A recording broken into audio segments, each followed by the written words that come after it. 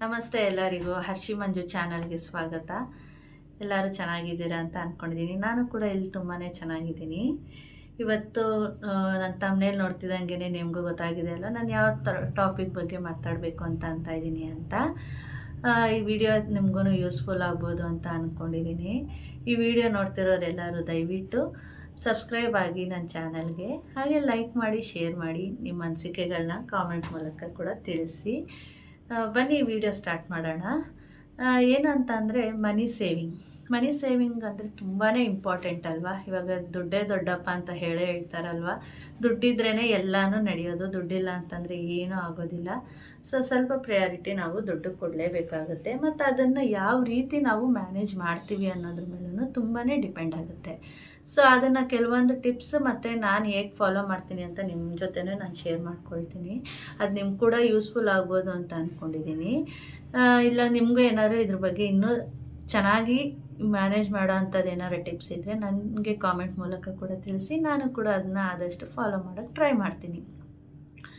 Friends, ಇವಾಗ ನನಗೆ ಹಲವಾರು ಜನ ಕಾಮೆಂಟ್ಸ್ ಮೂಲಕ ಆಗಲಿ ಇಲ್ಲ ನನ್ನ ಫ್ರೆಂಡ್ ಸರ್ಕಲಲ್ಲಾಗಲಿ ಕೇಳ್ತಾ ಇರೋದು ಏನಂತಂದರೆ ಒಂದೇ ಕ್ವಶನ್ನು, ಮನಿ ಹೇಗೆ ಸೇವ್ ಮಾಡೋದು? ನನಗೆ ತಿಂಗಳಾದರೆ 500 ರೂಪಾಯಿ ಕೂಡ ಉಳಿಯೋದಿಲ್ಲ. ಬರೀ ರೆಂಟು, EMI, ವಾಟ್ರ್ ಬಿಲ್ಲು, ಮಕ್ಕಳು ಎಕ್ಸ್ಪೆನ್ಸಸ್, ಅದು ಇದು ಅಂತಲೇ ನನಗೆ ಖರ್ಚಾಗೋಗ್ತಾಯಿದೆ. 500 ರೂಪಾಯಿ ಕೂಡ ನನ್ನ ಕೈಲಿ ಉಳ್ಸೋಕ್ಕಾಗ್ತಾಯಿಲ್ಲ. ನೀನು ಹೇಗೆ ಮ್ಯಾನೇಜ್ ಮಾಡ್ತೀಯ ಅಂತ ಕೇಳ್ತಾ ಇದ್ದಾರೆ. ಸಿಂಪಲ್ ಫ್ರೆಂಡ್ಸ್, ಇಲ್ಲಿ ನಾನೇನು ನಾನು ಲ್ಯಾಗ್ ಮಾಡೋಕ್ಕೆ ಕೂಡ ಹೋಗೋದಿಲ್ಲ. ಸಿಂಪಲಾಗಿ ಏನು ಫಾಲೋ ಮಾಡಿ ಅಂತ ಅಂದರೆ, ನಮಗೆ ಇವಾಗ ನಾನು ಎಕ್ಸಾಂಪಲ್ಗೆ ಒಂದು 50,000 ಅಮೌಂಟ್ ನಾನು ತೊಗೊಳ್ತಾ ಇದ್ದೀನಿ. 50,000 ನಮಗೆ ಇನ್ಕಮ್ ಬರುತ್ತೆ ಅಂತ ಅಂದರೆ ಅದನ್ನು ಹೇಗೆ ಮ್ಯಾನೇಜ್ ಮಾಡೋದು ಅಂತ ಫಸ್ಟೇ ನಾವು ಬೈಫರ್ಕೇಟ್ ಮಾಡಿ ಇಟ್ಕೊಂಬಿಡ್ಬೇಕು. ಅದನ್ನು ನಾವು 10 ರೂಪಾಯಿ ಕೂಡ ನಾವು ಇದರಿಂದ ಇದಕ್ಕೆ ನಾವು ಹಾಕಬಾರ್ದು. ಫಸ್ಟ್ ಆಫ್ ಆಲ್ ನಾವು ಅದನ್ನು ಚೆನ್ನಾಗಿ ಕಲ್ತ್ಕೊಂಡ್ಬಿಡ್ಬೇಕು. ಇಲ್ಲ 10 ರೂಪಾಯಿ ಇದಕ್ಕೆ ಶಾರ್ಟೇಜ್ ಆಗ್ತಾಯಿದೆ ಅಂತ ಅಂದ್ರೂ ಅದರಲ್ಲೇ ನಾವು ಹೇಗೆ ಮ್ಯಾನೇಜ್ ಮಾಡ್ಬೋದು, ಯಾವುದ್ರಲ್ಲಿ 10 ರೂಪಾಯಿ ಕಡಿಮೆ ಆದ್ರೂ ನಡೆಯುತ್ತೆ ಅನ್ನೋ ರೀತಿ ನಾವು ನೋಡ್ಕೊಳ್ಬೇಕು. ಇವಾಗ ಎಕ್ಸ್ಪೆಷಲಿ EMI ಆಗಲಿ ಇಲ್ಲ ಒಂದು ರೆಂಟ್ ಕೊಡೋದಾಗಲಿ, ಅದರಲ್ಲೆಲ್ಲ ನಾವು ಒಂದು 100 ರೂಪೀಸ್ ಕಡಿಮೆ ಆದ್ರೂ ನಾವು ಮ್ಯಾನೇಜ್ ಮಾಡೋಕ್ಕಾಗೋದಿಲ್ಲ. ಅದು ನಾವು ಎಷ್ಟು ಸರ್ಟನ್ ಅಮೌಂಟ್ ಅಂತ ಇರುತ್ತೋ ಆ ಅಮೌಂಟಿಗೆ ನಾವು ಇಡಲೇಬೇಕು. ಅಷ್ಟು ಅಮೌಂಟನ್ನ ರೆಂಟ್ ಕೊಡಲೇಬೇಕು. ನಾವು ಕಡಿಮೆ ಮಾಡೋಕ್ಕಾಗಲಿಲ್ಲ. ಆದಷ್ಟು ನಾವೇನೋ ಒಂದು ಇವತ್ತು ಈ ತಿಂಗಳಲ್ಲಿ ಸ್ವಲ್ಪ 100 ರೂಪಾಯಿ ಇಲ್ಲ 1,000 ರೂಪಾಯಿ ಹೆಚ್ಚಿಗೆ ಖರ್ಚಾಗೋಯ್ತಪ್ಪ, ಹೆಂಗೆ ಇದನ್ನು ನಾವು ಮ್ಯಾನೇಜ್ ಮಾಡೋದು ಅಂತಂದರೆ ನಾವು ಆರಾಮಾಗಿ ಮ್ಯಾನೇಜ್ ಮಾಡ್ಬೋದು. ಯಾವುದ್ರಲ್ಲಿ ಮಾಡ್ಬೋದು ಅಂತಂದರೆ ಎಕ್ಸ್ಟ್ರಾ ಎಕ್ಸ್ಪೆನ್ಸಸ್ ಏನಿರುತ್ತೆ ಅಲ್ವಾ, ಸ್ವಲ್ಪ ಅವಾಯ್ಡ್ ಮಾಡ್ಬೋದು. ಇವಾಗ ಜಾಸ್ತಿ ವೀಕ್ಲಿ ಒನ್ಸ್ ಔಟಿಂಗ್ ಹೋಗೋದು ಅದನ್ನು ಕಡಿಮೆ ಮಾಡ್ಬೋದು. ಇಲ್ಲ ಹೆಚ್ಚಿಗೆ ನಾವು ಮೇಲಿನ ಮೇಲೆ ಬಟ್ಟೆ ತೊಗೊಳ್ಳೋದಾಗಲಿ ಇಲ್ಲ ಏನಾದರೂ ಒಂದು ಆಚೆ ಕಡೆ ಹೋಗಿ ತಿನ್ಕೊಂಡು ಬರೋದಾಗಲಿ ಅದರಲ್ಲಿ ಸ್ವಲ್ಪ ನಾವು ಉಳಿಸ್ಬೋದು. ಈ ತಿಂಗಳು ಬೇಡ, ಈ ಒಂದು ವಾರ ಬೇಡ, ಸ್ವಲ್ಪ ಅವಾಯ್ಡ್ ಮಾಡೋಣ. ಅಲ್ಲೇ ಒಂದು 500 ರೂಪಾಯಿನ ಉಳಿಸ್ಬಿಟ್ಟು ಈ 500 ರೂಪಾಯಿನ ಸ್ವಲ್ಪ EMIಗೆ ಕಡಿಮೆ ಆಗಿದೆ. ಒಂದು ತಿಂಗಳು ಇಲ್ಲ ಯಾರಿಗಾರು ತುಂಬ ಹುಷಾರಿಲ್ದಂಗೆ ಆಗ್ಬೋದು ಮನೆಯಲ್ಲಿ ಯಾರಿಗಾದ್ರೂ, ಅಲ್ಲಿ ಒಂದು ಎಕ್ಸ್ಟ್ರಾ ಒಂದು 3,000 ರೂಪಾಯಿ 5,000 ರೂಪಾಯಿ ಖರ್ಚಾಗ್ಬಿಟ್ಟಿರುತ್ತೆ. EMIಗೆ ಹಾಕೋಕ್ಕೆ ದುಡ್ಡು ಆಗೋದಿಲ್ಲ. ಅದರಿಂದ ನಾವೇನು ಮಾಡ್ಬೋದು, ಸ್ವಲ್ಪ ಎಕ್ಸ್ಟ್ರಾ ಖರ್ಚುಗಳು ಇದು ಹೊರಗಡೆ ಹೋಗೋದು ಎಲ್ಲ ನಾನು ಎಕ್ಸಾಂಪಲ್ಸ್ ಕೊಟ್ಟನಲ್ಲ, ಅದನ್ನೆಲ್ಲ ಸ್ವಲ್ಪ ಕಡಿಮೆ ಮಾಡಿ EMIಗೆ ನಾವು ಹಾಕ್ಕೊಳ್ಬೋದು, ಇಲ್ಲ ರೆಂಟಿಗೆ ಕೊಡ್ಬೋದು. ಈ ರೀತಿ ನಾವು ಮ್ಯಾನೇಜ್ ಮಾಡ್ಕೊಳ್ಬೇಕು. ಮತ್ತು ಇನ್ನೂ ಒಂದು, ನಮಗೇನೂ ಖರ್ಚಿಲ್ಲಪ್ಪ, ಆರಾಮಾಗಿದ್ದೀವಿ ಈ ತಿಂಗಳು ಅನ್ನೋವಾಗ ಏನು ಮಾಡಬೇಕು ಅಂತಂದರೆ 50,000 ದುಡ್ಡಿರುತ್ತೆ. 50,000ದಲ್ಲಿ ಒಂದು ಮ್ಯಾಕ್ಸಿಮಮಲ್ಲಿ ಬೆಂಗಳೂರಲ್ಲಿ ಏನಿಲ್ಲ ಅಂತ ಅಂದ್ರೂ ಒಂದು 15,000 ರೂಪಾಯಿ ರೆಂಟ್ ಆಗಲಿ, ಇದು ವಾಟ್ರ್ ಬಿಲ್ಲು, ಪವರ್ ಬಿಲ್ಲು, ಇಷ್ಟಕ್ಕೆ ನಾವು ಒಂದು 15,000 ಖರ್ಚು ಮಾಡಲೇಬೇಕಾಗುತ್ತೆ. ಅದರಿಂದ ನಾವು 15,000 ಅಲ್ಲೇ ಹೊಟ್ಟೋಗ್ಬಿಡುತ್ತೆ. ಇನ್ನು ಮಿಕ್ಕಿರೋ ದುಡ್ಡಲ್ಲಿ ನಾವು ಏನು ಮಾಡ್ತೀವಿ ಅಂತಂದರೆ ಒಂದು 1,000 ಇಲ್ಲ 2,000 ಹಾಲು, ತರಕಾರಿ ಈ ರೀತಿಗೆ ನಮಗೆ ಎಕ್ಸ್ಪೆನ್ಸಸ್ಗೆ ಆಗುತ್ತೆ. ಏನೇ ಅಂದ್ರೂ ಒಂದು ಮನೆಯಲ್ಲಿ 4 ಮೆಂಬರ್ಸ್ ಆರ್ 5 ಮೆಂಬರ್ಸ್ ಮ್ಯಾಕ್ಸಿಮಮ್ ಇರ್ತಾರೆ. ಇಲ್ಲ ಅತ್ತೆ ಮಾವ ಕೂಡ ಇರ್ತಾರೆ ಅಂತ ಅಂದರೆ ಮಿನಿಮಮ್ 6 to 7 ಮೆಂಬರ್ಸ್ ಇರ್ತೀವಿ ಅಂತ ಅಂದ್ಕೊಂಡ್ರು ನಮಗೆ ತಿಂಗಳಲ್ಲಿ 2,000 ರೂಪಾಯಿ 2,500 ರೂಪಾಯಿ ನಮಗೆ ಸಾಕು, ಇಷ್ಟ ಆಗುತ್ತೆ. ಹಾಲು, ತರಕಾರಿ ನಾನು ಹೇಳ್ತಾ ಇರೋದು. ಆಮೇಲೆ ಸ್ವಲ್ಪ ರೇಷನ್ ಐಟಮ್ಸ್ಗೆ ಬೇಕು ಅಂತ ಅಂದರೆ ನಮಗೆ ಏನಿಲ್ಲ ಅಂದ್ರೂ ಒಂದು 6,000 to 7,000 ಬೇಕಾಗುತ್ತೆ. ಇಲ್ಲಿ ನಾನೇನು ಕ್ಯಾಲ್ಕುಲೇಟ್ ಮಾಡ್ತಾ ಇರೋದು ಅಂತಂದರೆ ನೋಡಿ, 15,000 ನಿಮಗೆ ರೆಂಟ್ಗೆ ಹೊಟ್ಟೋಗ್ಬಿಡುತ್ತೆ. ರೆಂಟು ಮತ್ತು ಚಾರ್ಜಸ್, ಪವರ್ ಬಿಲ್ಲು ಮತ್ತು ವಾಟರ್ ಚಾರ್ಜಸ್ಗೆ ಹೋಗುತ್ತೆ. ಒಂದು 2000 ಹಾಲು ತರಕಾರಿ ಹೋಗುತ್ತೆ. ಒಂದು 6000 ಆದಷ್ಟು ನಾವು 6000 ಸಫಿಷಿಯೆಂಟಾಗಿ ನಮಗೆ ರೇಷನ್ ಬಂದೇ ಬರುತ್ತೆ. ಒಂದು ಆರಾಮಾಗಿ ಒಂದು ತಿಂಗಳು ನಾವು ಮ್ಯಾನೇಜ್ ಮಾಡ್ಬೋದು. ಸೊ ಒಂದು 6000 ಆಗುತ್ತೆ. ನೋಡಿ ಇಲ್ಲಿ ಎಷ್ಟಾಗುತ್ತೆ ಅಂದರೆ, ನೋಡಿ ಇಲ್ಲಿ ನಮಗೆ ಏನಿಲ್ಲ ಅಂತ ಅಂದ್ರೂ ಈ 3ರಿಂದನೇ ನಮಗೆ ತಿಂಗಳಲ್ಲಿ ಒಂದು 23,000 ರುಪೀಸ್ ಖರ್ಚು ಬರುತ್ತೆ. ಸೊ ಇಷ್ಟೇ ನಾವು ಮೇನ್ ಖರ್ಚು ಮಾಡೋದೇನು ಅಂತಂದರೆ, ಫಸ್ಟು ರೆಂಟು, ರೇಷನ್ನು, ಹಾಲು, ತರಕಾರಿ, ಇಷ್ಟು 3 ಇತ್ತು ಅಂತಂದರೆ ಮನೇಲಿ ಏನು ಬೇಕಾದರೂ ನಾವು ನೆಕ್ಸ್ಟು ಅಡುಗೆಗಾಗಲಿ ಯಾವುದಕ್ಕೆ ಆಗಲಿ ಯಾವುದಕ್ಕೂ ಏನು ತೊಂದರೆ ಇರೋದಿಲ್ಲ. ಇನ್ನು ಬೇರೆ ಎಲ್ಲದಕ್ಕೂ ನಾವು ಮ್ಯಾನೇಜ್ ಮಾಡ್ಕೊಬೋದು. ಇವಾಗ ನಾನು ಫಸ್ಟ್ ಏನು ಹೇಳಿದ್ದು, 50,000ಅಲ್ಲಿ 23,000 ನಾವು ಬೇಸಿಕ್ಕಾಗಿ ಇಷ್ಟು ಖರ್ಚು ಎಲ್ಲರ ಮನೆಯಲ್ಲೂ ಇದ್ದೇ ಇರುತ್ತೆ. ಸೊ ಸ್ವಂತ ಮನೆಯವರಾದರೆ ಸ್ವಲ್ಪ ಈ 15,000 ಏನಿದೆಯೋ ಅದು ಉಳಿದು ನಮಗೆ ಒಂದು ರೆಂಟ್, ನೀವು ಒಂದು 3,000 ಪವರ್ ಬಿಲ್ಲು, ವಾಟರ್ ಬಿಲ್ ಅಲ್ಲಿ ಸ್ವಲ್ಪ ಎಕ್ಸ್ಪೆನ್ಸ್ ಆಯಿತು ಅಂದರೆ ಇನ್ನೂ 10,000 ನಮಗೆ ಉಳಿಯುತ್ತೆ. ನಾನು ಇಲ್ಲಿ ರೆಂಟ್ ಇರೋರ ಬಗ್ಗೆನೇ ಸ್ವಲ್ಪ ನಾನು ಪ್ರಿಫರೆನ್ಸ್ ಕೊಡ್ತಾ ಇರೋದು, ಯಾಕಂದರೆ ಎಲ್ಲರಿಗೂ ಯೂಸ್ಫುಲ್ ಆಗುತ್ತೆ ಅಂತ ಹೇಳ್ತಾ ಇದ್ದೀನಿ. ಎಲ್ಲರೂ ಸ್ವಂತ ಮನೆಯಲ್ಲೇ ಇರೋದಿಲ್ಲ ಅಂದ್ಬಿಟ್ಟು. ಸೊ ಸ್ವಂತ ಮನೆಯಲ್ಲಿ ಅಂತಂದರೆ ಈ ರೆಂಟದು ಏನು ಉಳಿಯುತ್ತೋ ಅದನ್ನು ನೀವು ಯಾವ ರೀತಿ ಸೇವಿಂಗ್ ಮಾಡ್ಕೊಬೋದು ಅಂತ ನಾನು ಮುಂದೆ ಹೇಳ್ತಾ ಹೋಗ್ತೀನಿ. ಸೊ ಸದ್ಯಕ್ಕೆ ನಾನು ಇವಾಗ ಏನು ಹೇಳ್ತಾ ಇದ್ದೀನಿ ಅಂತಂದರೆ, ರೆಂಟಲ್ಲಿರೋ ಅಂಥವರಿಗೆ ಇದು ನಾನು ಐಡಿಯಾಸ್ ನಾನು ಹೇಳ್ತಾ ಇರೋದು. ಸೊ ನೋಡಿ ಇಲ್ಲಿ ನಮಗೆ 23,000 ರುಪೀಸು ಇಲ್ಲೇ ನಮಗೆ ಖಾಲಿ ಆಯಿತು 50,000ಅಲ್ಲಿ. ಇನ್ನು 20,000ಅಲ್ಲಿ ಇರುತ್ತೆ. ಇವಾಗ ಕೆಲವರು ಬೈಕ್ ತೊಗೊಂಡಿರ್ತೀವಿ, ಇಲ್ಲ ಕಾರ್ ತೊಗೊಂಡಿರ್ತೀವಿ, EMIಗಳು ಕಟ್ತಾ ಇರ್ತೀವಿ, ಇಲ್ಲ ಏನೋ ಒಂದು ಪರ್ಸ್ನಲ್ ಲೋನೇ ತೊಗೊಂಡಿರ್ತೀವಿ, EMI ಹೋಗ್ತಾ ಇರುತ್ತೆ. ಸೊ ಅದನ್ನು ನಾವು ನೋಡ್ಕೊಳ್ಬೇಕಲ್ವ. ನಾನು ಒಂದು EMI ಅಂತಲೇ ಆಗಲಿ, ಇಲ್ಲ ಚೀಟಿ ಏನಾರು ಹಾಕಿರ್ತೀವಿ, ಅದನ್ನು ಸೇರಿ ನಾನು ಒಂದು 20,000 ನಾನು ಲೆಕ್ಕ ಇಟ್ಕೊಂಡಿದ್ದೀನಿ. ಇಲ್ಲ ಲೋನ್ ಆದರೂ ಕಟ್ಕೊಳ್ಳಿ, ಇಲ್ಲ ಚೀಟಿ ಆದರೂ ಕಟ್ಕೊಳ್ಳಿ. ಚೀಟಿ ಅಂತಂದರೆ ಅದು ಸೇವಿಂಗ್ಸ್ ಲೆಕ್ಕಕ್ಕೆ ಬರುತ್ತೆ. ಸೊ ಫಸ್ಟೇ ಎತ್ಕೊಂಡು ನಾವೇನಾದರೂ ಒಂದು ವ್ಯವಹಾರ ಮಾಡಿರ್ತೀವಿ ಅಂತಂದರೆ ನಾನು ಅದನ್ನು ಅದರೊಳಗಡೆ ಸೇರಿಸಿರ್ತೀನಿ. ಇಲ್ಲ ಹಾಗೇನಾರು ಆಯ್ತು ಅಂದರೆ 15,000 ನಾನು ಲೋನಿಗೆ ತೊಗೊಳ್ತೀನಿ, EMIಗೆ ಏನಾರು ಕಟ್ಟೋ ಅಂಥದ್ದು ಏನಾರು ಆಗಿದೆ ತೊಗೊಳ್ತೀನಿ. ಇನ್ನೂ 5,000 ನಾವು ಚೀಟಿಗೆ ಅಂತ ಹಾಕ್ಕೊಳ್ತೀವಿ, ಅದು ನಮಗೆ ಸೇವಿಂಗ್ಸೇ ಆಗುತ್ತೆ. ಸೊ ಇಷ್ಟಾಯಿತು, ನಮಗೆ ಇಷ್ಟಾಯಿತು ಅಂತಂದರೆ ಎಷ್ಟು 43,000 ರೂಪಾಯಿ ಖರ್ಚಾಗಿದೆ ಅಲ್ವಾ 50,000ದಲ್ಲಿ. ಇನ್ನು 7,000 ನಮಗೆ ಉಳಿಯುತ್ತೆ. ಸೊ 7,000ಅಲ್ಲಿ ನಾವೇನು ಮಾಡ್ಬೋದು, ಎಕ್ಸ್ಟ್ರಾ ಖರ್ಚಿರುತ್ತೆ, ಇಲ್ಲ ಯಾರಿಗಾದ್ರೂ ಹುಷಾರಿಲ್ದಂಗೆ ಆಗಿರ್ಬೋದು, ಇಲ್ಲ ನಾವೆಲ್ಲರೂ ಒಂದು ಔಟಿಂಗ್ ಹೋಗಿರ್ಬೋದು, ಇಲ್ಲ ಒಂದು ಡ್ರೆಸ್ಗಳು, ಹಬ್ಬಗಳು ಬಂದಿರ್ಬೋದು, ಮಂತಲ್ಲಿ ಬಟ್ಟೆಗಳು ತೊಗೊಂಡಿರ್ಬೋದು, ಹಬ್ಬಕ್ಕೆ ಎಕ್ಸ್ಪೆನ್ಸಸ್ ಆಗಿರ್ಬೋದು. ಇದೆಲ್ಲನೂ ನಾವು ಅಗ್ರಿಗೇಟಾಗಿ ಮ್ಯಾನೇಜ್ ಮಾಡ್ಕೊಳ್ಬೇಕು. ಸೊ ಒಂದು ತಿಂಗಳಲ್ಲಿ ಏನೂ ಖರ್ಚಿಲ್ಲ, ನಾವೆಲ್ಲೂ ಹೊರಗಡೆನೇ ಹೋಗಿಲ್ಲ, ಮನೇಲೇ ಇದ್ವಿ, ಎಲ್ಲೂ ಒಂದು ಟ್ರಿಪ್ ಮಾಡಲಿಲ್ಲ, ಒಂದು ಬಟ್ಟೆನೂ ತೊಗೊಂಡ್ಲಿಲ್ಲ, ಏನೂ, ಎಲ್ಲರೂ ಮನೇಲೂ ಆರಾಮಾಗಿ ಹುಷಾರಾಗಿದ್ದಾರೆ. ಈ ರೀತಿ ಎಲ್ಲ ಇದ್ದಾಗ ನಮಗೆ 7,000 ಕೂಡ ಬೆನಿಫಿಟ್ಟೆ.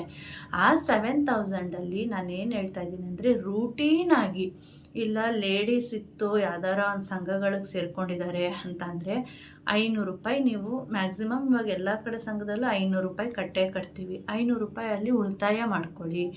ಇಲ್ಲ ಅಂತ ಅಂದರೆ ಇನ್ನೂ ಒಂದೇನು ಅಂದರೆ ಬೆಸ್ಟ್ ಐಡಿಯಾ ಅಂತಂದರೆ RD. ಮೇಯ್ನ್ ನಿಮ್ಗೆ ಎಲ್ಲರಿಗೂ ಅಕೌಂಟ್ಗಳಿರ್ತವೆ ಬ್ಯಾಂಕಲ್ಲಿ, RD ಮಾಡ್ಕೊಳ್ಳಿ. RD ಏನಿಲ್ಲ ಅಂತಂದ್ರೆ ನಿಮಗೆ ಒಂದು ತಿಂಗಳಲ್ಲಿ 3,000 ರೂಪಾಯಿ RD ಕಟ್ಕೊಂಡ್ಬಿಟ್ರೆ ಇದು ತುಂಬಾ ಬೆನಿಫಿಟ್ ಆಗುತ್ತೆ ಫ್ರೆಂಡ್ಸ್. ನಾವು ಇದೇ ರೀತಿ ಮಾಡೋದು, ಪ್ರತಿ ತಿಂಗಳು ನಮ್ಮದು ಇಷ್ಟೆಲ್ಲ ನಾವು ಮ್ಯಾನೇಜ್ ಮಾಡಿಕೊಂಡು ಖರ್ಚು ಉಳಿದು ನಾವು 10,000 ರೂಪಾಯಿ ಹೇಗಾದ್ರು ಮಾಡಿ ನಾವು RD ಕಟ್ಟಲೇಬೇಕು ಅಂತ ಒಂದು ಏಮ್ ಇಟ್ಕೊಂಡ್ಬಿಟ್ಟಿರಬೇಕು.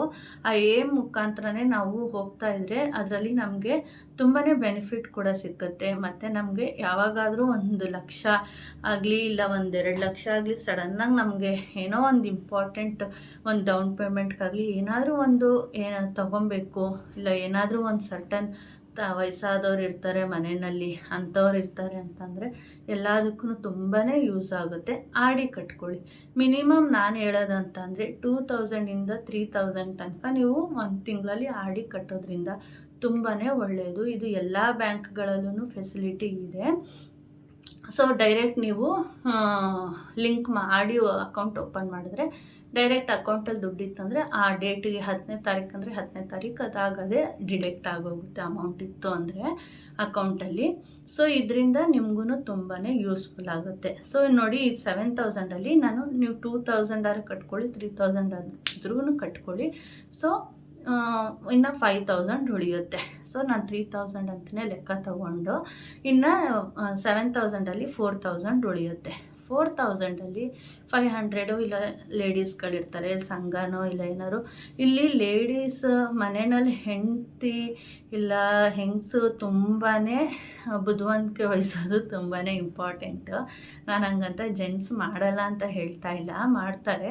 ಬಟ್ ಲೇಡೀಸ್ ಆದ್ರೂ ತುಂಬಾ ಇವಾಗ ಎಲ್ಲದರಲ್ಲೂ ಬೆನಿಫಿಟ್ಸ್ ಇದೆ, ಗೌರ್ಮೆಂಟ್ ಕಡೆಯಿಂದ ಬೆನಿಫಿಟ್ಸ್ ಇದೆ ಲೇಡೀಸ್ಗೆ.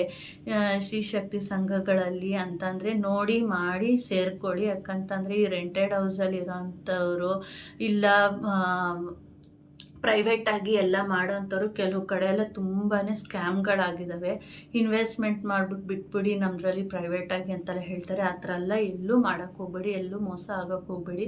ನಿಮಗೆ ಚೆನ್ನಾಗಿ ಗುರ್ತು ಪರಿಚಯ ಇರೋವಂಥವ್ರ ಹತ್ರ ಮಾತ್ರ ನೀವು ವ್ಯವಹಾರ ಮಾಡಿ ದಯವಿಟ್ಟು ಫ್ರೆಂಡ್ಸ್.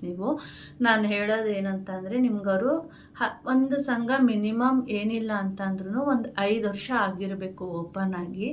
ಆ ಥರ ಸಂಘಗಳಿಗೆ ಸೇರ್ಕೊಳ್ಳಿ. ಇಲ್ಲ ಹೊಸದಾಗಿ ನಾವೇ ಒಂದು ಗ್ರೂಪ್ ಮಾಡಿಕೊಂಡು ಸಂಘಗಳು ಮಾಡ್ತೀವಿ ಅಂತಂದರೆ ದಯವಿಟ್ಟು ಒಳ್ಳೆಯವ್ರನ್ನ ನೀವು ಒಂದು 15 ಜನನ ಸೇರಿಸ್ಕೊಳ್ಳಿ. ಮತ್ತು ನಿಮಗೆ ಅತಿಯಾಗಿ ಪರಿಚಯ ಇರೋ ಅಂಥವ್ರು ಆಗಲಿ ಇಲ್ಲ ನಿಮಗೆ ತುಂಬಾ ಅವರ ಬ್ಯಾಕ್ಗ್ರೌಂಡ್ ಗೊತ್ತಿರೋ ಅಂಥವ್ರನ್ನ ಆಗಲಿ ಆ ಥರ ಸೇರಿಸ್ಕೊಂಡು ನೀವು ಸಂಘಗಳು ಮಾಡ್ಕೊಳ್ಬೋದು. ಅಂದರೆ ನಾನು ಈ ಸಂಘದ ಬಗ್ಗೆ ನೆಕ್ಸ್ಟ್ ಇನ್ಯಾವ್ದಾರ ವೀಡಿಯೋದಲ್ಲಿ ನಾನು ಚರ್ಚೆ ಮಾಡ್ತೀನಿ. ಇವಾಗ ಇಷ್ಟು ಮಾತ್ರ ನಾನು ಹೇಳ್ತೀನಿ.